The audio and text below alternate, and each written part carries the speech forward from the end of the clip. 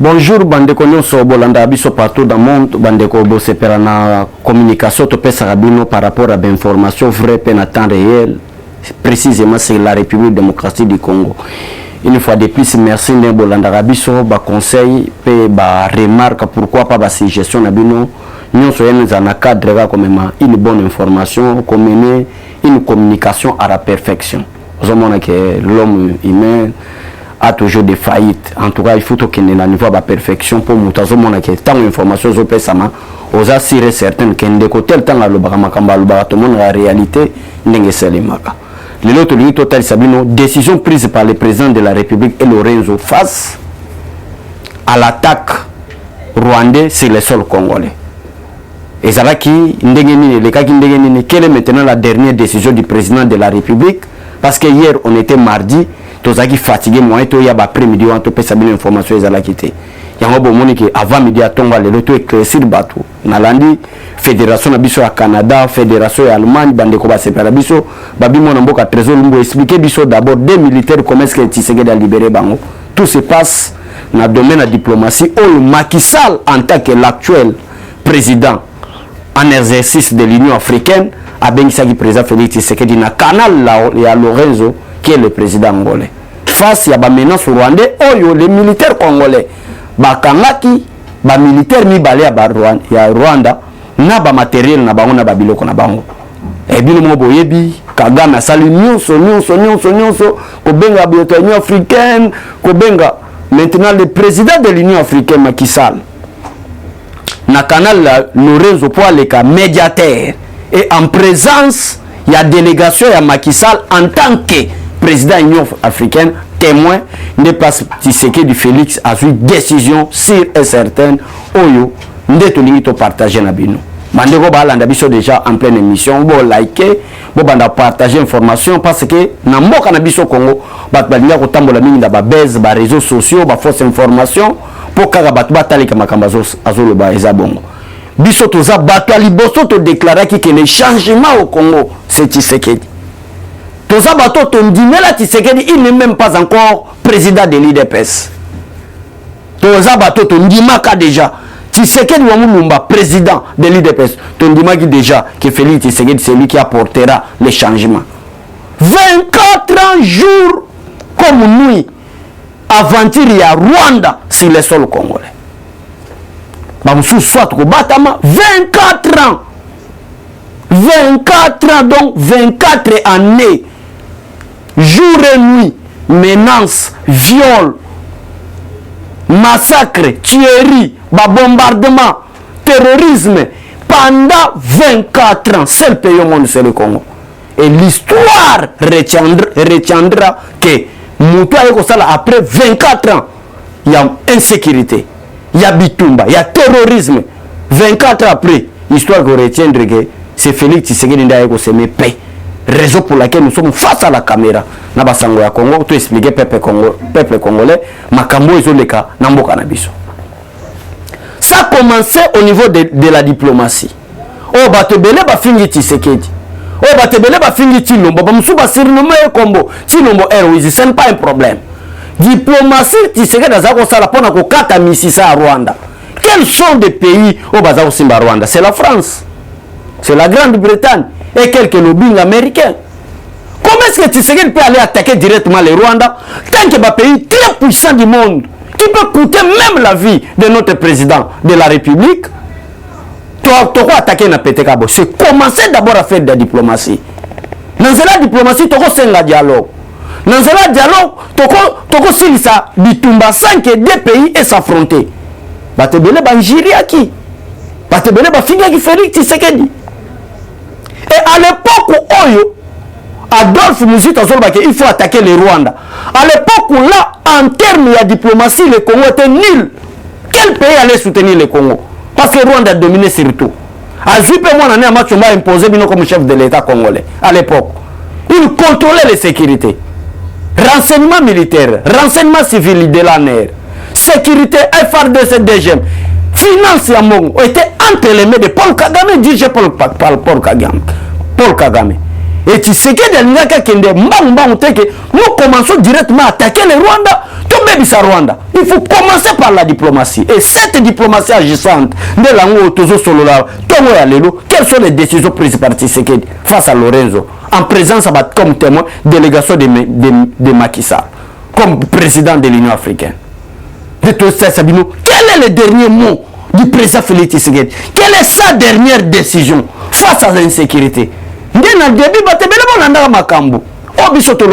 début, dès le début, tu expliquais que Tshisekedi a déclaré s'il s'agit même de sacrifier ma vie à cause de la paix, à cause de la sécurité, pour que l'insécurité ne règne plus dans le niveau de sa République démocratique, s'il s'agit de sacrifier ma vie, je le ferai. Je m'excuse, peuple congolais, mais Batebele va comprendre.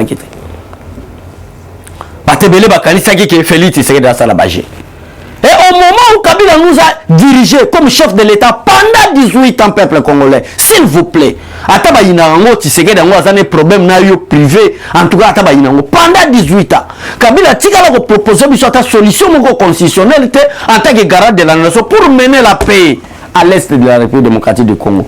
Mais par contre, Kabila memeli biso bata RCD, Kabila kosel biso ba Rwandais, bazali infiltré na kati armée, na kati ba service à sécurité, na kati ba service à renseignement, na kati finance, ba tindela biso batuti. Nde yango bozomona, so bomoni ba bouclage ezo sala na tongo alelo.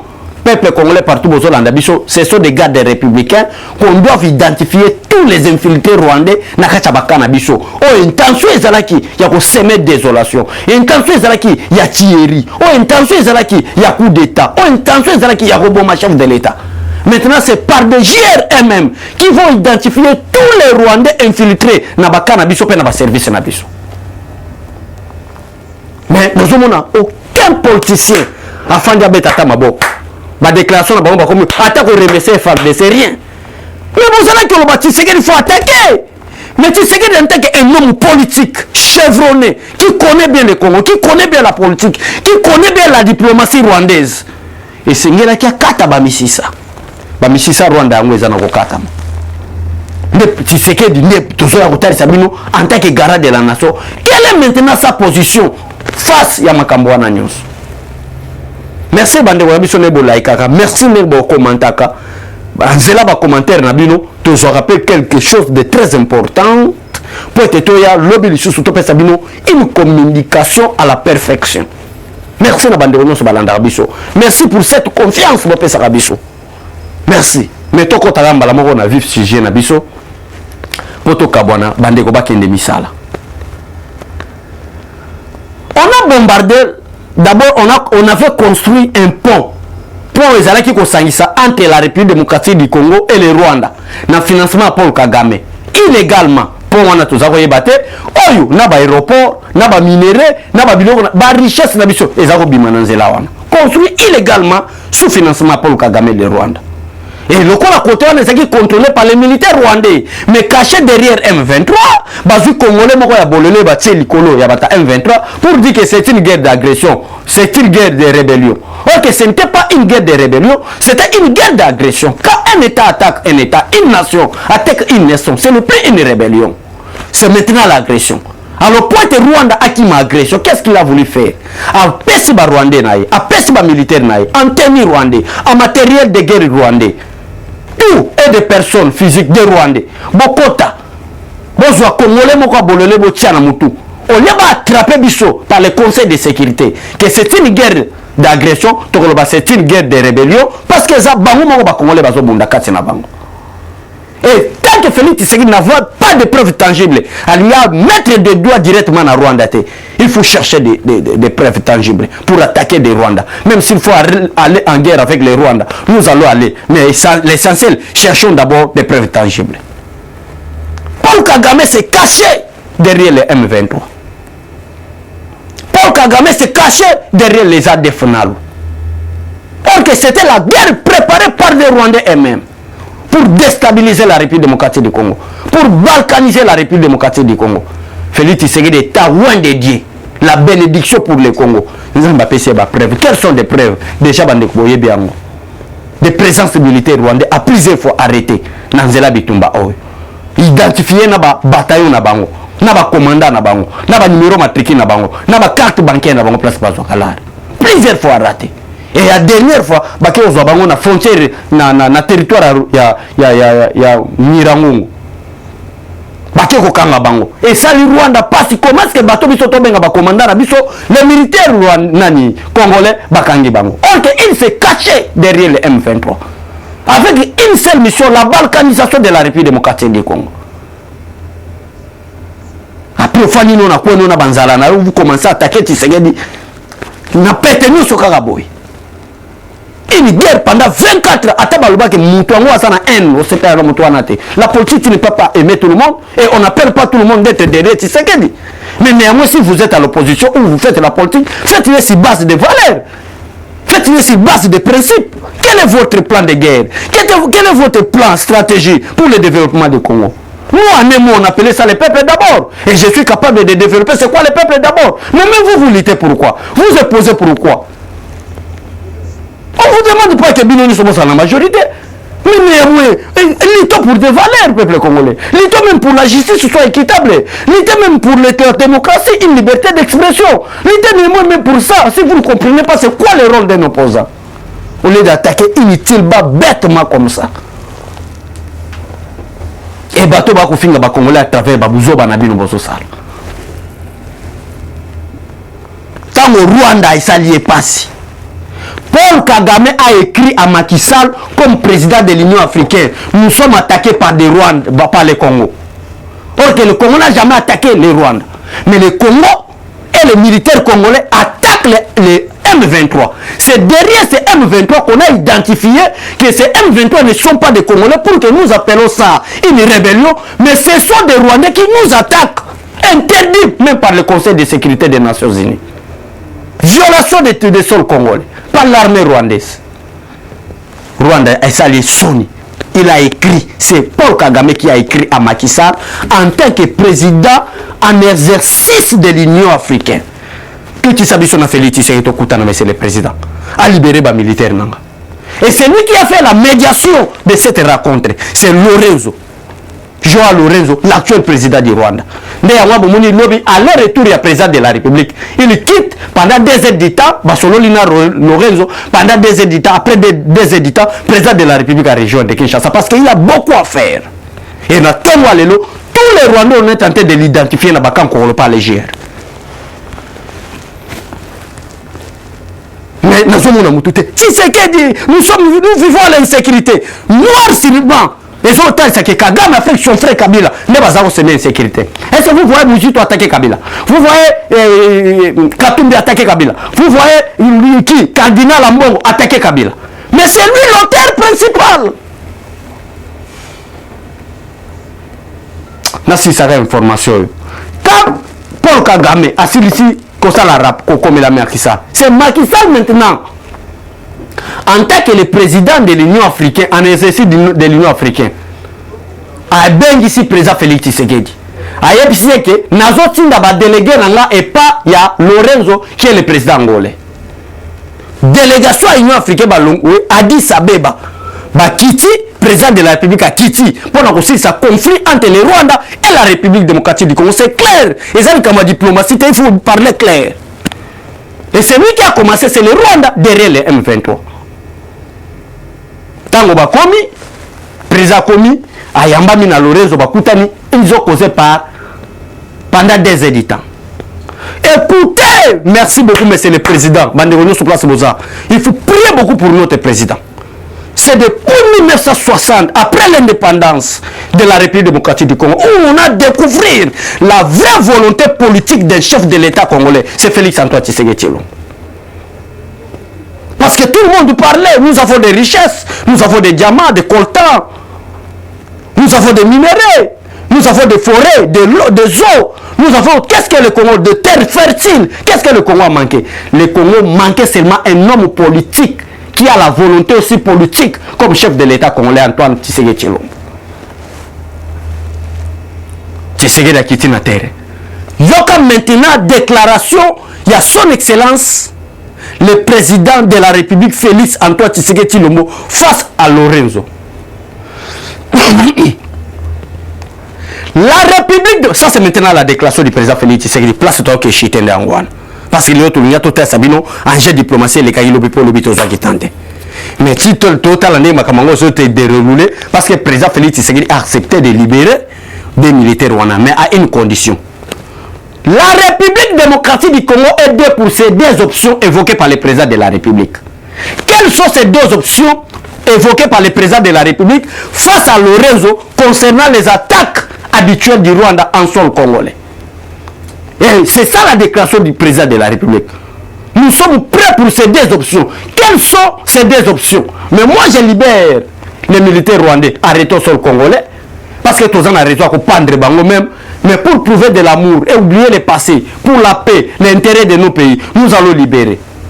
Mais Lorenzo, en tant que mon collègue président de la République, voici, moi en tant que garant de la nation, les symboles de l'unité nationale, les garants de la nation, le président de la République démocratique du Congo.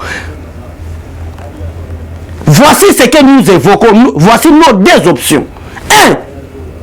Nous voulons la paix totale si Paul Kagame veut la paix totale.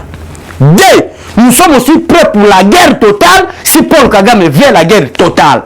Alors vous, en tant que Lorenzo, notre médiateur, imposé par l'Union africaine pour m'écouter, écouter aussi la délégation de l'Union africaine, et vous les membres de la délégation de Macky Sall, en tant que président de l'Union africaine, nous sommes prêts pour une paix totale, nous sommes aussi prêts pour une guerre totale, une guerre totale. C'est ça la déclaration du président Félix Tshisekedi face aux délégués de l'Union africaine. Siko minito na Rwanda kuna yako yinda na minito na Rwanda parce que na kobombe la bino information te peuple congolais depuis la République démocratique du Congo abandi ba offensive nae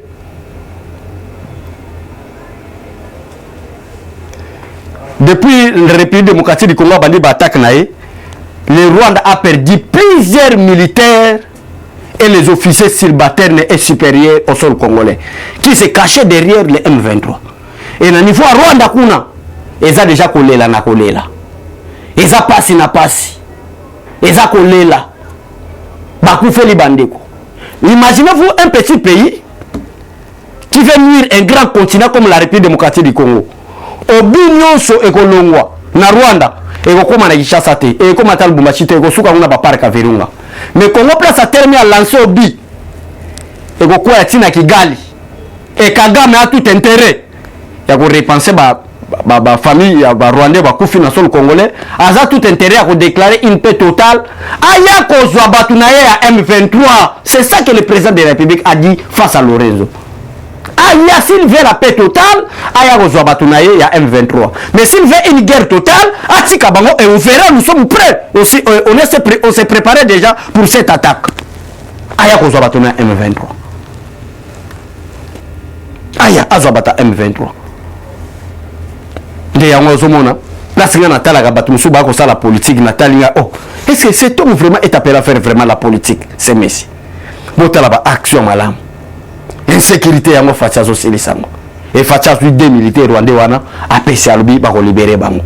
Mais nous attendons maintenant par rapport à ces deux options. Parce que Félix Tshisekedi soit Kagame non, nous voulons la guerre, bah viser, alingi bitumba, alinga bombarder Rwanda. Mais à lobby, Lorenzo, vous êtes témoin, la délégation de l'Union africaine, vous êtes témoin, et le représentant du président Macky Sall en tant que président de l'Union africaine, vous êtes aussi témoin là dans la salle, où on cause avec notre médiateur qui est le président Lorenzo de l'Angola. Nous voulons une paix totale. Et nous voulons aussi une guerre totale. Mais la première plan, le premier plan du président Félix Tshisekedi, c'est la paix totale. Le plan A, c'est la paix totale. Jusqu'à présent, le président Félix Tshisekedi veut une paix totale sans qu'il tombe Salem. Mais le roi Kagame a voulu que Bissot Ozaba Bololé naï. Le Félix Tshisekedi, s'il veut aussi, mais une paix totale à une seule condition, anima que yeme mutu aza chef yaba M23 aya kozwa bango. Yeme kone atia bango akende. Ce qui a joué bango te, nous aussi la République démocratique du Congo, on s'est préparé pour ça. Nous voulons aussi maintenant une guerre totale. Dans la déclaration du président Félix Tshisekedi. Mais pourquoi pendant longtemps, Tshisekedi a déclaré on s'est préparé. Nous avons se préparé tout le monde à embargo militaire, il y a des chats, il y a des armes. Nous avons se préparé. Tout le monde a embargo, il y a des chars, tout le monde a drone. Tout son matériel militaire. Parce que sous Joseph Kabila, nous étions sous l'embargo. Avec nos chars. Nous sommes prêts avec nos matériel militaire et nos hommes qui viennent fraîchement de la formation militaire des parachutistes et des paracommandos. Nous sommes prêts maintenant pour attaquer les Rwandais. Voici l'homme intelligent. Félix Tshisekedi Antoine Tshisekedi Tshilombo. C'est quoi? J'appelle tout le monde, que ce soit de l'opposition. Maintenant, nous avons besoin de l'unité nationale. Néanmoins que vous n'êtes pas Congolais. Des Congolais de père et de mère. Bateau Moutolo na bango bakunda na sol Congolais. Bateau bayebi ke bazana parti mususu te en dehors du Congo. C'est maintenant l'ère de l'unité nationale. Botika intérêt égoïste, intérêt égocentrique. O bozala ngo pona makamna bino, boya to sakana, to sangana. Parce que l'ennemi du Congo a un nom, c'est le Rwanda et Paul Kagame. C'est déjà connu. Soutenons le président Félix Tshisekedi. Pour ce token de Liboso, to gagner Tumba Oyo. Et to regagner parce que Nzamba tigala kozala injuste te. Nzamba za juste. Tozo bunda pona mabele na biso. Tozo bunda pona ba mama na biso baza violé. Tozo bunda pona ba papa na biso baza massacré. Tozo défendre territoire national congolais. Et sengo na muto akufi pona mabele na e. Nzamba oyambe na lolo. Ndongo ba musulman basalaka. Nzamba pambola staff technique ya basangwa Congo. Nzamba pambola bosso na biso en direct à Londres, partout dans le monde. Merci. Vous partagez mes missions na biso. Vous sakana. C'est que vous devez retenir. Bon yaba malamu ete président Félix Tshisekedi face à Lorenzo a déclaré la paix et a déclaré la guerre. Nous sommes prêts pour la paix. Ce qui Rwanda a écosé, bâtonné à M23. Nous sommes aussi prêts pour une guerre totale. Ce qui Rwanda a écosé, bâtonné à M23. Il n'y a que 48 heures pour nous répondre aux déclarations à président Félix Tshisekedi. Que Dieu bénisse le président de la République démocratique du Congo. Longue vie à vous, président de la République. Vous n'avez pas un mandat, vous avez la mission. Voici l'une de tes missions est en train de s'accomplir. La paix à l'est de la République démocratique du Congo dira 24 ans, jour pour jour.